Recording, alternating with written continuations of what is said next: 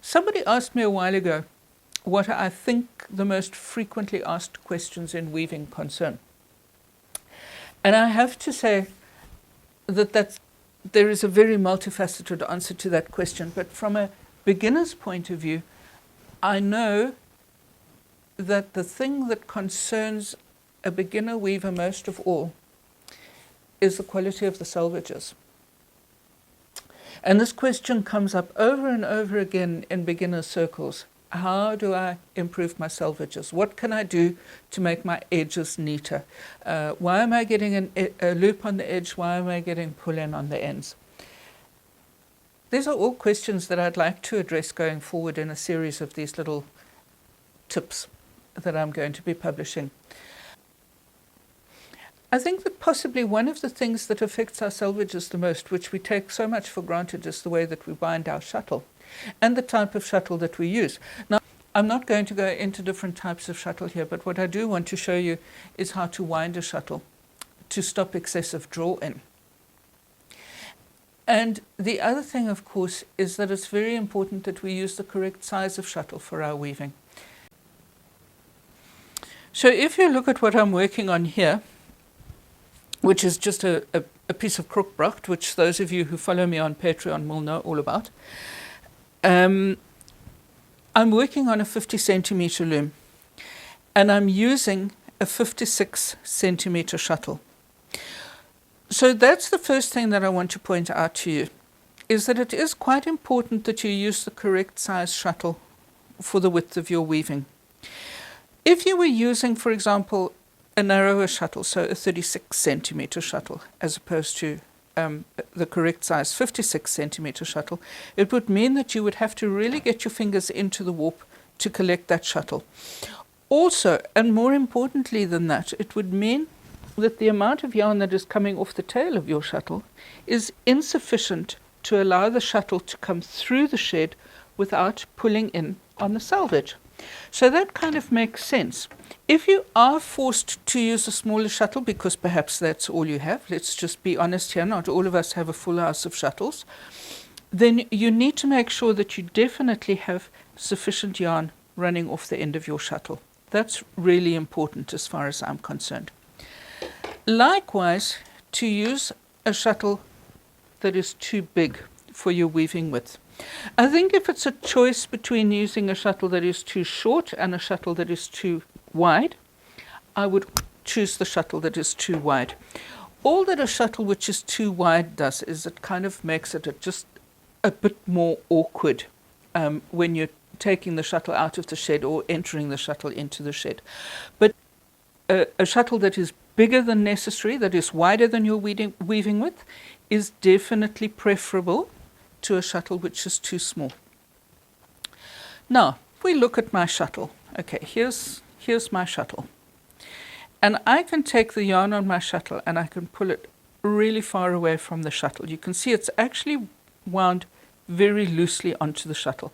And this is vitally important, because if you wind your shuttle too tight, then you're going to find that when the yarn enters the shed, it automatically retracts, especially if you're using a very stretchy yarn in your weft. And this is a pure wool yarn. It's the Ashford DK yarn. And you can see it actually has quite a lot of elasticity to it.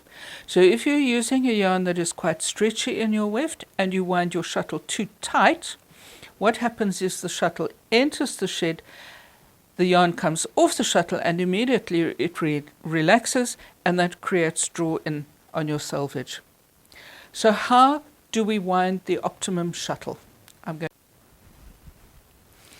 The first thing I do when I'm going to wind a shuttle is that I make sure that my yarn, whatever I'm using, is going to be able to run freely.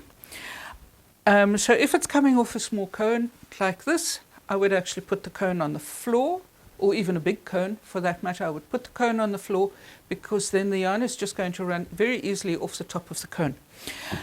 If you are a spinner and you are winding your yarn directly off a bobbin, perhaps you've got your bobbin still on the spinning wheel and you've just released the brake band, or perhaps you've got it on a lazy Kate. That, to my mind, is not a great thing to do, because there's a certain amount of drag on the bobbin. So it will be very, very difficult to wind a shuttle without tension. It's automatically going to be pulling as you're winding it onto the shuttle. So if you are winding straight off a bobbin or you're a spinner, I would suggest that you wind your yarn into a ball first before you try and wind a shuttle for weaving. And that's quite important. I'm just going to wind a shuttle using just plain old, good old-fashioned wool. And I've put my yarn bowl with the ball of wool in it on the floor.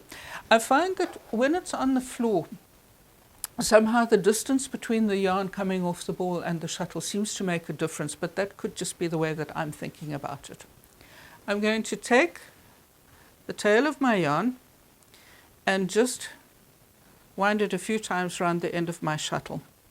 Now, there are about 1 million different ways to wind a shuttle.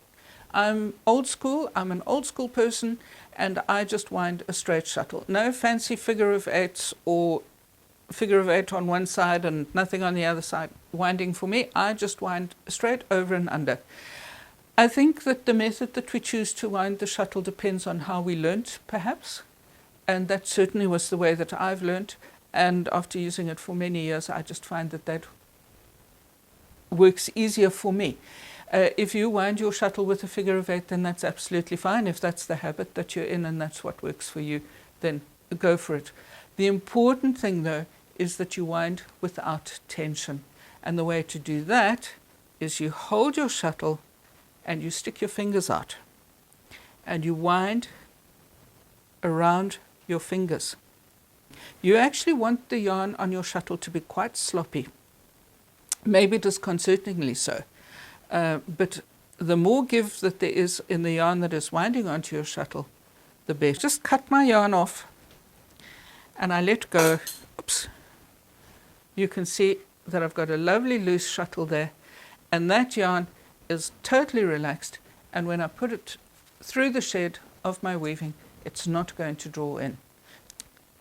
So there's your first tip for controlling your selvages, and there's going to be lots more following over the next few weeks. So hit the subscribe button if you would like to. If this information has been useful to you, you can give me a thumbs up. That would also be absolutely great. If you want ongoing developmental weaving information, I would absolutely love for you to support me on my Patreon page. My links for my website, my social media, and my Patreon page below the description. So until next time, remember, keep it loose.